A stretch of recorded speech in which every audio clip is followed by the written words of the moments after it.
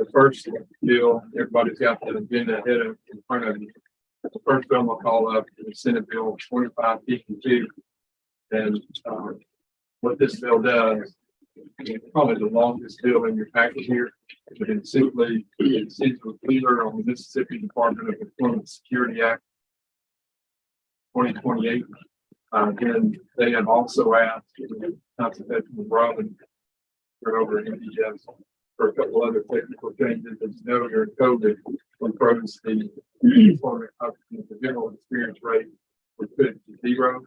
And as they continue to look at more years and that kind of thing, what they're finding, they need to make continued technical changes to keep that rate at 0. In talking to them, they still have $670 million in their fund, which is great. We as a state have come ahead, have come out of COVID ahead of many other states. So that's line 1580 through 5580 through 5582, where we're making that change to freeze that and keep it at 0. And then also as a result of federal compliance, they've asked for a fingerprint and background check authority. This puts them in compliance with federal law and would require anybody at MDS who has to access federal tax information to be fingerprinted and undergo a background investigation as provided in the federal code. So again, just extending the repealer and making those 2 technical changes. So are there any questions on this bill? Yeah. Background check, that's what employees do. Right, for the specific ones who handle the federal tax dollars through the program. Senator McMahon. Chairman, you taking the repeal date and put it out of it? No. The repeal date is on line 5238 through 5239. It does read a little different because usually we're used to the repeal date being the very last part of the code section there, but because of the way it was put together by the attorneys, it just fit better at that spot. Good question. Any other questions? Is there a motion? Motion is title sufficient, do pass. All in favor say aye. Aye. Any opposed? Okay, that bill will be reported. I'm gonna crowd Senator England over here, but he's used to that kind of stuff. Yeah. Okay, the next bill we're going to take up is Senate Bill 2597. In similar fashion here, this is a repealer bill for the Office of Workforce Development. Because they are under the same section as MDES, even though we just put this group together 3 years ago, they still are under the same repeal statute. So all we're doing here is extending the repealer to match what we just did in the MDS bill. Any questions? Is there a motion? Motion is title sufficient, do pass. All in favor say aye. Aye. Any opposed? And that bill will be reported. Next bill is Senate Bill 2595. And what this one does is last year we passed the ARPA Workforce Development and Retention Act. And as you know, we were hurried at the end of session and we're trying to, as best we can, get all of these federal dollars in compliance with provisions of what the federal government is telling us. So all this is doing is it's changing the wording at the repeal section of that bill. So when we passed this bill, the bill allowed the funds to be used through December of 2026. And all this does is it changes that language and says now that grant funds shall be available under this act through that same date or the date of the fund expenditure deadline provided by the federal government, whichever occurs later. Each grant shall certify for any project for which a grant is awarded that if the project is not completed by that same date, and the U.S. Congress does not enact an extension of the deadline on the availability of ARPA funds, and the grant recipient will complete the project through other funds. So, but what we're basically saying is that if there's an infrastructure project through ARPA funds, you need to get that done by this date. Because if you do not have it done and say you're 500,000 short on your project, when that date hits, any additional funds that you haven't expended that have not been haven't been spent by that point would actually fall back on that entity. So if you're building a building, finish it by then. The caveat on this is we don't know what the federal government is going to do. They may extend this, and so we might be back here in a year or so moving this goalpost down the line. But we may see this in other bills for ARPA, but that's a long explanation of a brief section. So are there any questions? If not, is there a motion? Time sufficient to pass as a motion. All in favor, say aye. Any opposed? Okay, that bill will be reported. The next bill that I have here is Senate Bill 2371, which is the ARPA Allied Health and Residency Program bills.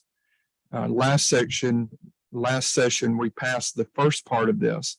The Allied Health and Allied Health portion was for nursing. And so basically, it was the part where we talked about getting some additional dollars in for nursing and for them to be used for equipment, curricula, remote learning, technology, and other expenses.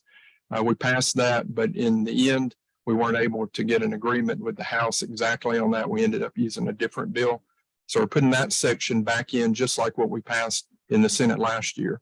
The new idea that comes to us from some of our smaller hospitals that I think is a great idea, and I know the Lieutenant Governor spoke about this in detail last week, is a residency program for our smaller hospitals. So residencies, for those in the room who don't understand this, so when you graduate from medical school, you do residency programs. Some of those residency programs include fellows, and fellows may serve 1 year or 2 years, depending on how the program is set. But what we found is that if you do a residency at a hospital, you have a very high chance of remaining and staying in that community. So we're going to try to find a way to add some additional residency programs. And in conversations with UMMC, they've done a great job with their residency programs. I think they're pretty full. So I see this being applied to some of our smaller community, smaller hospitals, to allow them to put this in place and maybe keep some doctors in those much needed areas. So those are the 2 points of the bill. Be glad to answer any questions about it.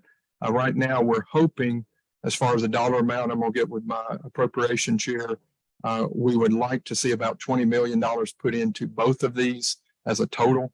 The residency program, and probably at least 5. We may have a little bit more in there, and then the rest would go to the nursing program. So we'll see how that works as we go through the process. But any questions on this bill? Mr. Chairman, what are you describing as a small hospital? I've looked through this, and what are you defining as? In a number of employees? So I would say that Shane Spees, who's in your area, is in favor of the way we've defined it. So that's kind of been one of the people we've kind of consulted with. I would say for purposes of this bill, if you're not UMMC, I would consider you a small hospital. Bold statement. Thank you. Yeah, so I think they're the one large one. Again, they're not excluded from this. They just don't have need for this program because they've already done such a good job of having this program in place. So I anticipate your hospital to be one that's vying for this and very competitive in getting this. So the administrator of the grant is going to be the Office of Workforce Development. Correct. Is it going to be one person issuing the grants, or is it going to be a committee? Well, we have their team here today, and they have their team is divided into subsections and leaders in all of these programs, and so they'll use their existing ability to move ARPA money as they've done so effectively this last year in the same way. Are they going to decide it internally, or are they going to use a vendor? I don't know what a vendor means in that question. Subcontractor. I trust their ability to make that decision, and I don't know that they would be reaching out to anybody beyond their office.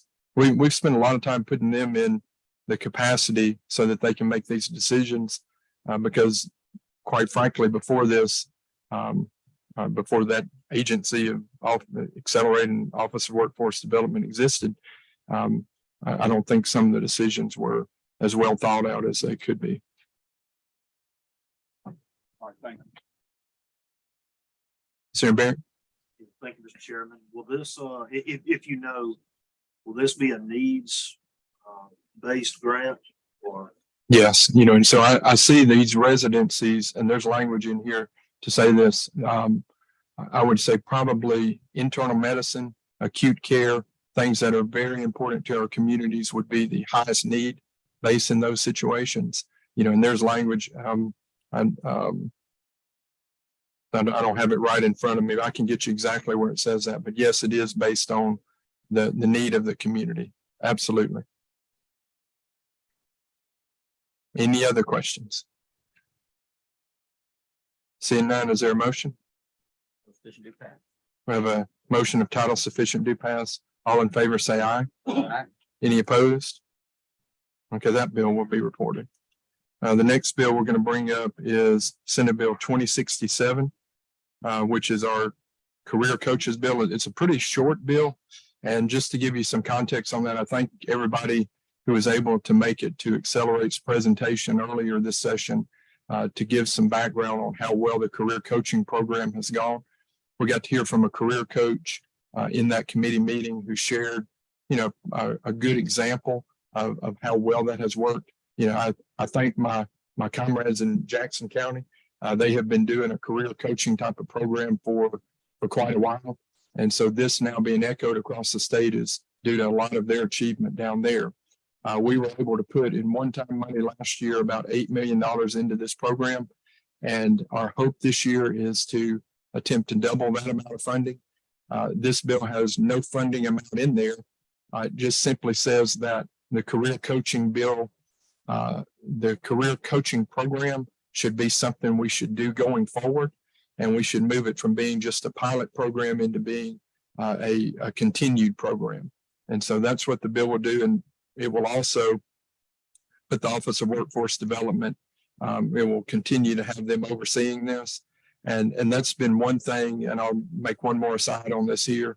It's been a good partnership, I think, between Department of Education and Office of Workforce Development to have the career coaches not be under MDE because it's let them be a little more creative in how they can set these programs and align them in these situations. So long explanation again of a short bill. Is there any question on this bill? Seeing none, is there a motion? Motion is title sufficient due pass. All in favor, say aye. Aye. Any opposed? Okay, that bill will be reported.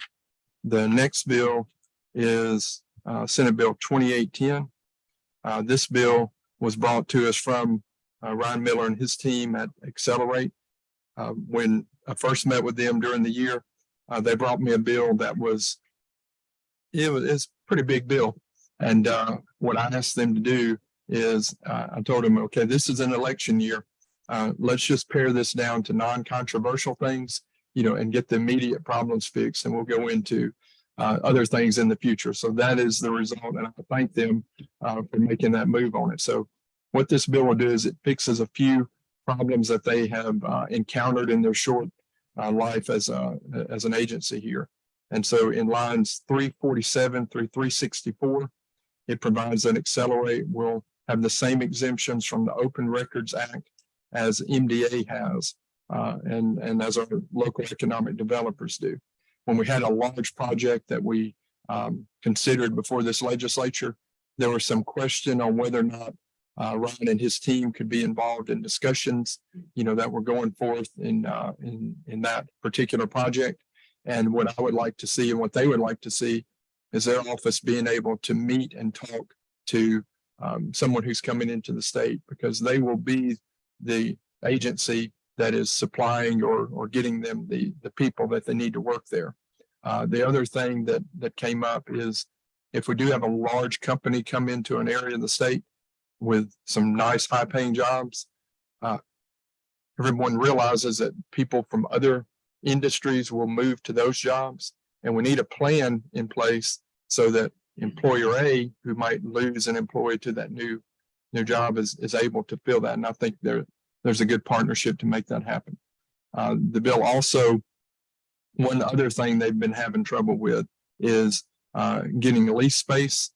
They have been just kind of sharing space with some other agencies right now, and that space has not been efficient. So they have been in the process of bidding out to try to find a more permanent location. They right now have about 5 proposals. Those proposals have to go in front of the SWIB board for approval. But one thing this bill would do is it would provide an exemption from the procurement board until December 31 of 2024. I would like to amend that. I had some good conversations with Chairman Polk, and the amendment I would like to make is to give them just 1 year from the passage of this act to be able to do that. So it would basically only be giving them, it'd give them about 6 months less than what they've asked for in this. And I believe that's okay with everybody. So if I'll go ahead and make that amendment now, I'll let council fix that problem for us. But the amendment would be to change it to just 1 year exactly for that exemption. So any questions on the amendment? Seeing none, I'll move adoption of the amendment. All in favor, say aye. Aye. Any opposed?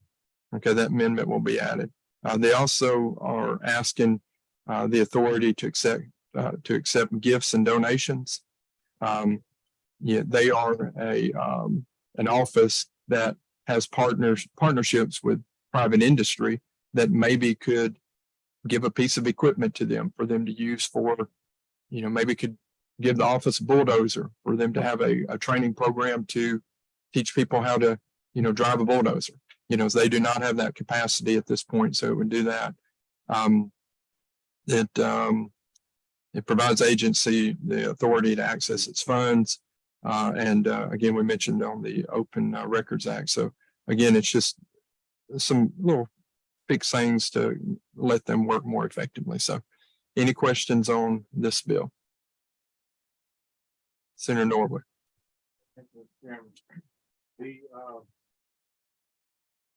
Where will we see, or where will the public see the gifts and the donations that would be? So I've got another bill coming later in this list that I think will help with that. So if it's coming from a nonprofit or something like that, we're going to have, a Transparency Act to show that.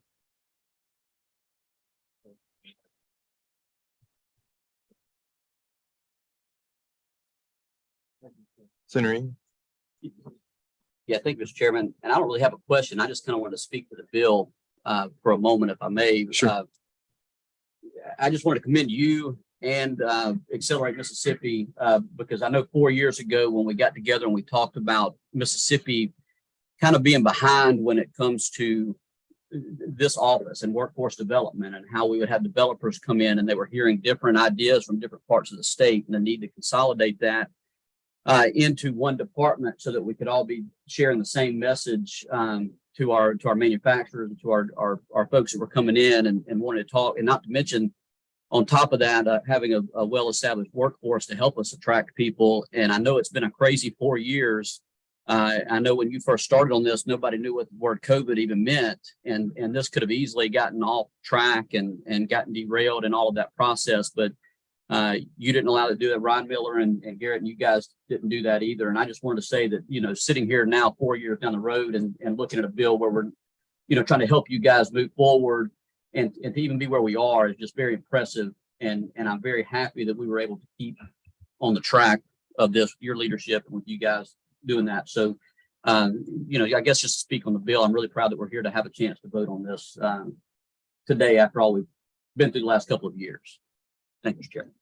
And there are plenty of people in this room who've done maybe more work on this than I have. So I thank all of those people as well. And there are other people in this room who maybe don't come to these committee meetings, and because this kind of information is, it's like I shared in another meeting, this is good people policy, so what I try to see come out of this committee is things that are good for people, and we don't do a lot of politic work in this room. We do people work, and so I thank you for those comments. So any other questions on the bill?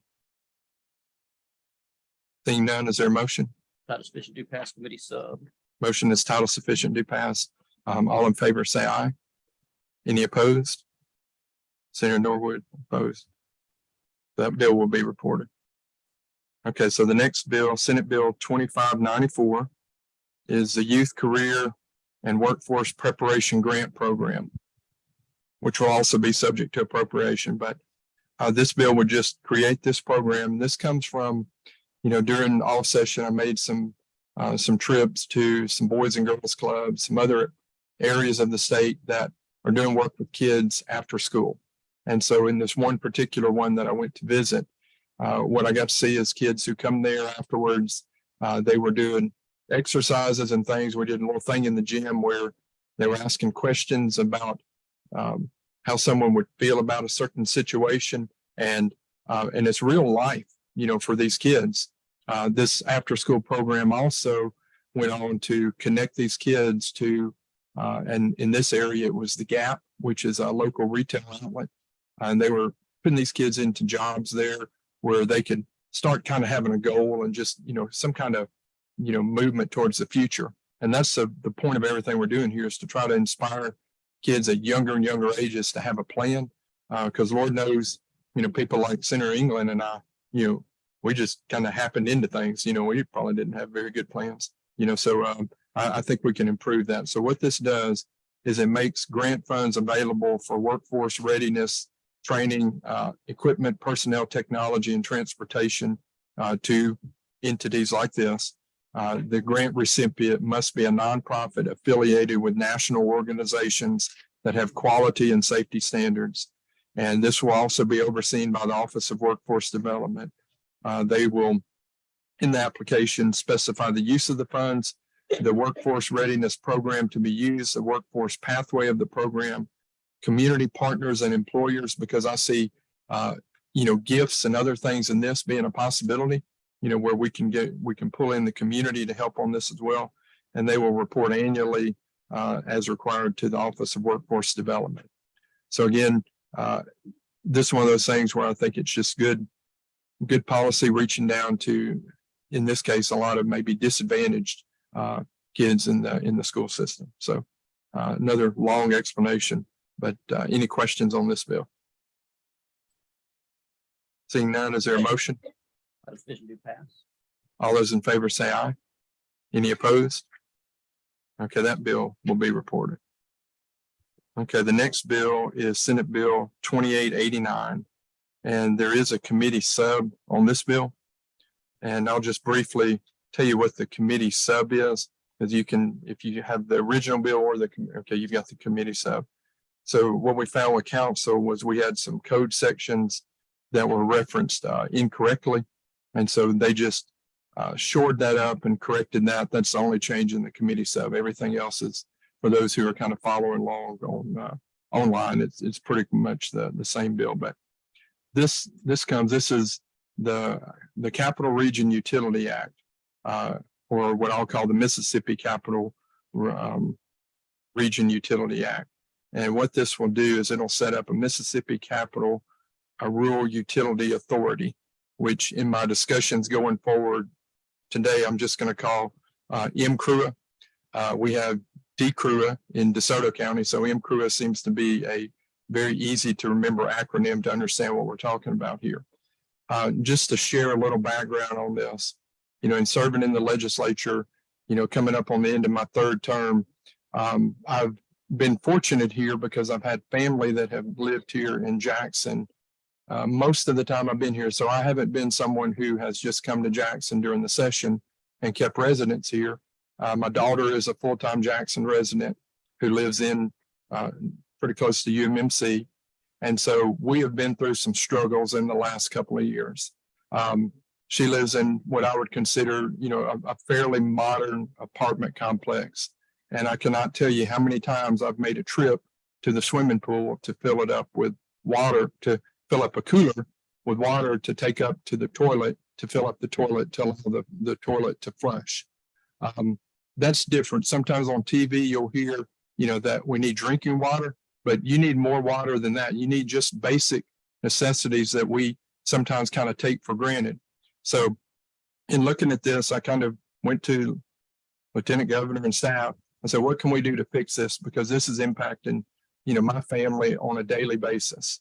And looked at a whole lot of different ways to try to work on this. And this is what we've settled on. And so kind of giving you some background on this, we have been informed by a number of sources that we have a problem with the water in Jackson. And that water problem has been looked at by people much more intelligent than me. And they've come up with some decisions to try to make that better. And right now, we are very fortunate to have $600 million coming to the area to try to improve the water. We have a receiver who's been put in place to handle that money and to do the right things with it. And that receiver has, in meetings, made a point that when he, in this case, leaves, that he would like to see an authority set up to better manage the water system of Jackson going forward. And so that's the basis of where this comes from. This doesn't come from politics. This doesn't come from anything else. This just comes from trying to do the right thing for the people who need water in this area. And as further background, I have been in economic development meetings with people this year who have told me that they don't maybe want to come to Mississippi because we don't have any water here. We have water here. We don't have that problem. But the perception when things get in the national media becomes something we don't realize. And so whether we like it or not, we've got a problem that we need to act on here. And so this is an attempt to do that. This is the type of bill that's going to require input and, other things from many people, but this did not just pop up in my mind 2 days ago. This has been worked through by a number of people in this room. And we have gotten this to a point where I think we have a very good capacity to improve this problem. And so with that in mind, I'm going to walk you through the bill and tell you kind of what it does here. So again, this would set up MCRUA in section 1. It's just kind of the background that I've just been through with you right there. Section 2 is the intent of the bill. The intent is to ensure citizens have access to safe, clean, and reliable water. That these needs are important for health, schools, economic development, businesses, et cetera, to thrive. It also addresses the concerns of the receiver. And again, as I mentioned, the receiver has said publicly that we need an exit plan for when his task is completed. And according to what I've heard, that would be a public utility district. Section 3 is definitions, which are pretty much self-explanatory. Section 4 is the establishment clause. It establishes the utility authority and boundaries, which are the areas currently being served by the system owned by the city of Jackson. It provides that the utility authority shall come into existence when a majority of the board members are appointed. It provides that the utility authority will assume ownership, management, and control of the system on the date of the federal court's termination of the receiver. This is important because what we're not trying to do is step on the toes of the receiver. We want the receiver to do exactly what the receiver has been appointed to do. But we do understand that the receiver has expressed in comments desire to try to get this fulfilled and taken care of in a year or two. So this will move very, very quickly. And so these enactment clauses kind of come at the end of the receiver's control over things. It provides that the utility authority shall, for any lawsuits, be any venue determination shall be made by the Chief Justice of the Supreme Court. Section 5 is the board specifics. So we went back and forth on this a number of times. I've been here a long time. I know when we set up a board, it's a very complicated process. So first and foremost, what I said was I want to have the city of Jackson have the most appointments onto this board. This will be a 9-member board. There will be 4 who are appointed by the mayor of Jackson, but we're asking that the mayor of Jackson consult with the mayor of Byron for one of the appointments, with the mayor of Ridgeland for the other appointment. That consultation will only take place if Byram and Ridgeland are still within the utility district. I know from other conversations that there have been moves or attempts to maybe move out from that. If that happens, then that, if Bynum were not in the district anymore, they certainly wouldn't have a member on the board, and that part would kind of be removed. The next appointments would come from the governor. The governor would have 3 appointments. The lieutenant governor will have 2 appointments, which equals a total of 9. All of the appointees must have advice and consent from the Senate. They must be appointed within 60 days. They must have diverse background, be ratepayers, and have significant experience in the business, public health, or public utility type of sectors. So we want this to be a board that represents and makes up, the diversity of the utility district that will be served. They can be reappointed to serve a total of 2 full terms. They do not receive salary, but do receive per diem and mileage. Expenses of the board will be paid from the utility authority after it assumes ownership, but until then, the state will pay the organizational expenses. So, like I've kind of phrased through this, I didn't see that we should, put this on the city to pay those expenses, while this is being formed. We can't put it on the receiver to pay that. I don't see these expenses being great, but I think the state should step up and pay these organizational expenses while we're getting this formed. The board will be subject to Open Meetings Act. No employee of the authority may be a member of the board, and the board shall cooperate with the receiver until such time as it assumes ownership. Section 6 deals with the president of MCRUA. The board shall consult with the receiver in appointing a president of the utility district by January 1 of 2024. We want this person to be in place. I know in my own experience of working to help set up Office of Workforce Development, it was a challenge to find Ryan and get him into that position. But a whole lot of things started to happen once we had a leader on board. And I feel like the sooner we get a leader on board for MCRUA, the better we can move forward on this. Same language here on the president. The president shall be paid from funds of the utility authority as soon as the authority assumes ownership. But until then, the state will pay the expenses of the president on a bi-monthly basis. President will cooperate with the receiver. President provides authority. He's given the authority to employ personnel, and his salary shall be set by the board. I do want to see this person be a very astute person with background experience that will be a great lead for this program.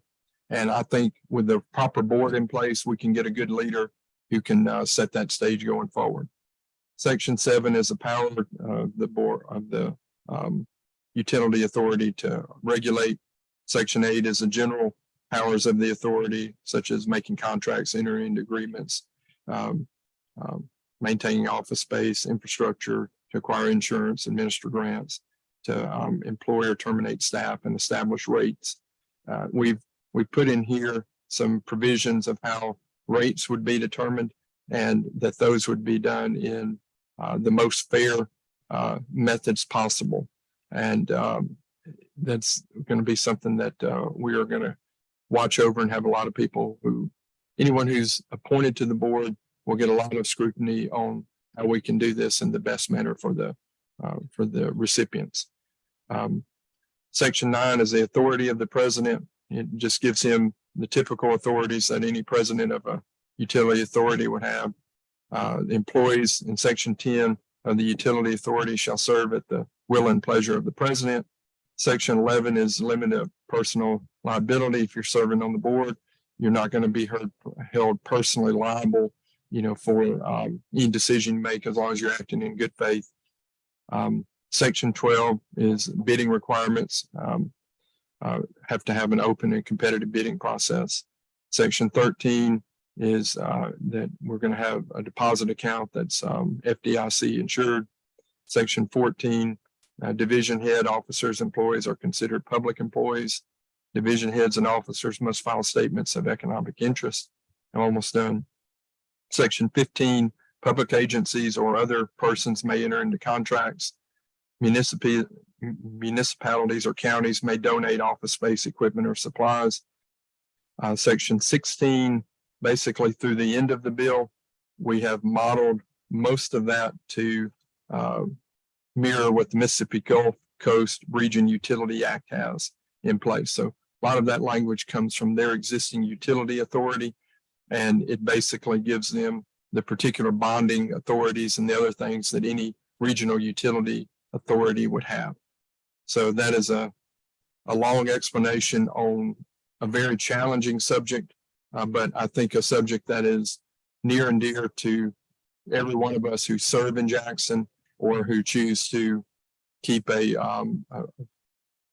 pretty significant residence here. So I will be glad to answer any questions.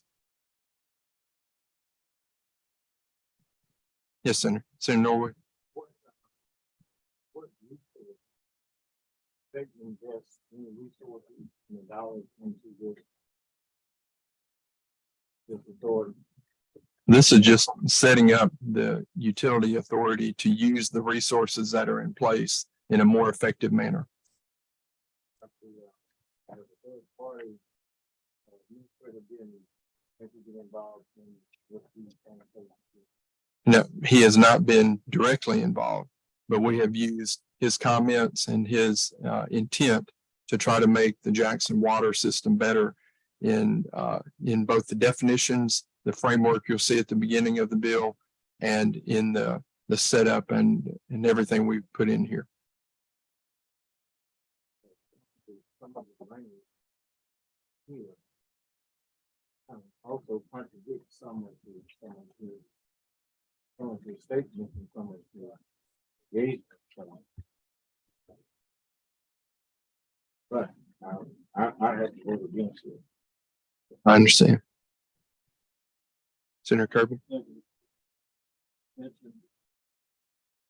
mentioned Jackson, you mentioned Byron, you mentioned Madison, the city of Madison. Originally, So, those that are in the authority, that are in the water system right now. So basically, this authority will be the boundaries of the existing water system as it stands right now.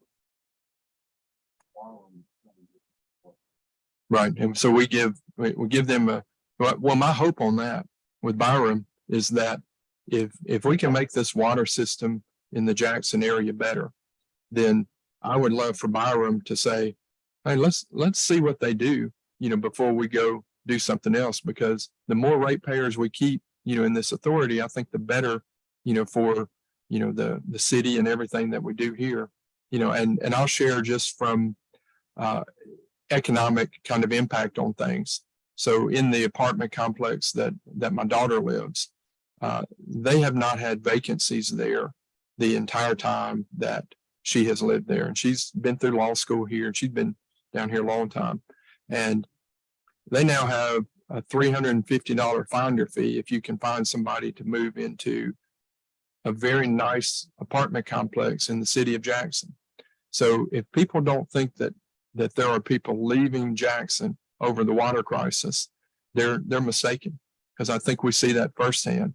And I think your example of the city of Byram is a big example of that happening. And and if we continue to think that doing the same thing is going to create a different result, I think we're mistaken. Thank you. Any other questions? Is there a motion? Motion is title sufficient, do pass committee sub. All in favor say aye. Any opposed? Senator Norwood. That bill will be reported. Okay, then we've just got a couple more left here, so I appreciate your indulgence here. Senate Bill 2335 is the child care tax credit bill. And so this is, I want to thank Senator Boyd. Senator Boyd had some great meetings out of session that touched on a number of different things. It's something that I was working on last session, and she agreed, that it would be fine for me to bring this up as part of her discussions that she had. So what this would do is currently in section 577323, it provides a 50% income tax credit to employers if they provide childcare on site at their workplace. So we have had that on the books. It has not been utilized by any employer in recent years. So it's not being used at all by employers at this state. So what we're trying to do is retool this and allow it to be used in a different way. And so to give you a real world example of how I see this working is I can't tell you how many potential employees that I've seen who have told me, young mothers with a child who've said, it's too expensive for me to come work and also pay daycare. So that's a real thing that's happening out here. So in this example here, if you are an employer and you choose to pay childcare expenses for one of your employees to a daycare or whatever facility that has an EIN, so not just grandmother's house, but it has to be a track, a group that we can track. Then, as a result of paying that expense, the employer can file for up to a $3,000 tax credit for doing that. So per employee. And so the advantage of this would be that we might be able to get some of these young mothers, some extra expense care for their child. We get the employer an incentive to provide that care, and we put more people back into work earlier, which is, I think, one of the things that we saw come out of Senator Boyd's committee. And so that is the real world example of it there. The employer will be required to retain information, including the license or registration number of the entity provided, the payment amounts, and the name or person for whose benefit the payment was made. And the dependent care facility must be located within the state of Mississippi. So again, this is a credit to try to get working mothers back into employment. So that's the explanation of the bill. Are there any questions? Senator Butler. Did you say that we already done this before, or this is something? So what we do right now is if an employer provides that child care at their business, they can take advantage of this. But, you would have to, say you're, a fast food restaurant, you would have to build on a building and have the child care at that building for this to work. This change right now, which is why it's not being utilized. So it's there, but it's just not being used. So this would allow you to have that child care elsewhere, but get the deduction and to get the credit for doing so. Okay. Any other questions? Is there a motion? That was sufficient. Motion is title sufficient to pass. All in favor, say aye. Any opposed? Okay, and the bill we've all been waiting on, the last one, is Senate Bill 2596. This is the shortest bill. So we started with the longest, end with the shortest. This is to Senator Norwood's question earlier about how we will get reporting on some of these things. This is the Mississippi Nonprofit Transparency Act. And it basically says that each state agency shall report annually to the Secretary of State a list of all nonprofits who have received subgrants or contracts involving state and federal funds. This list will be forwarded to Office of Workforce Development, Accelerate, and to the Senate Economic Development members, along with the House Workforce Development Committee members. So it will come to all of you on the committee. It's not just coming to the chairman, because I want to have as many people knowing, where this type of fund might be going. So again, short read. I think very good legislation though. So any questions? Motion is title sufficient to pass. All in favor, say aye. Aye. Any opposed? Okay, is there a motion to rise and report? There is. Thanks, sir. Good job. You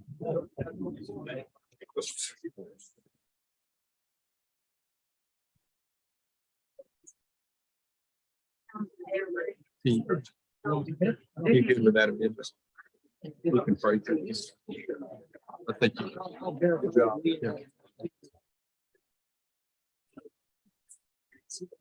As a member.